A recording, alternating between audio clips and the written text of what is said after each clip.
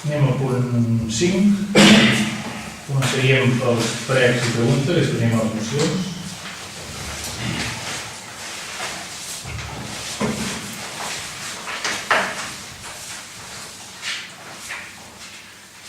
Ja està tot?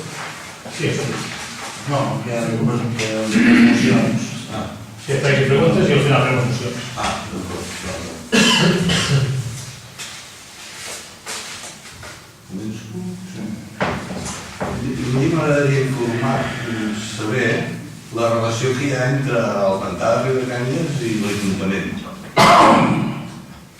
a dir, si hi ha algun tipus d'acord, alguna servitud, hi ha algun, no sé, alguna cosa, no sé. No, som accionistes de 4 accions, som propietaris de 4 accions, diria, acte de memòria, i per nosaltres el pantà no tenim una relació de proveïdor d'aigua.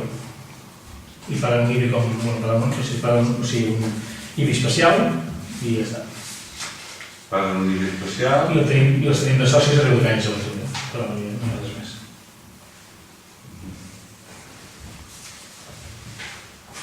O sigui, que sí que altres municipis que poden tenir una deixalleria o una central nuclear, una refineria que aporten, diguéssim, al municipi algun tipus de relació o de prestació econòmica, de compensació, amb Riudecanyes això no passa. No, perquè clar, no fa ni electricitat. Fins al seu moment, quan ens vam aplicar un IBI especial, que es diu BICE, que són béns d'interès especial, el propi pantà no ens el va recórrer i ens el va recórrer perquè no estava d'acord que tingués que pagar un IBI incrementat.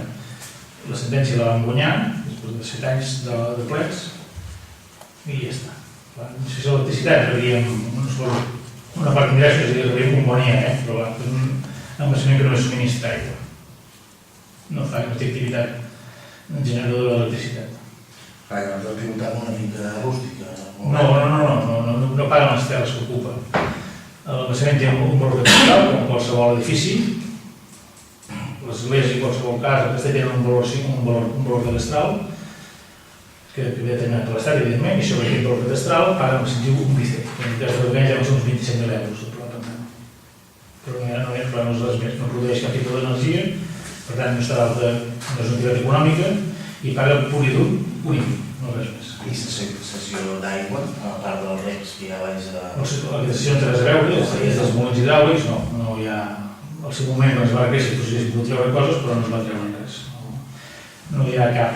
No hi ha aigua gratuïta per part del pantà.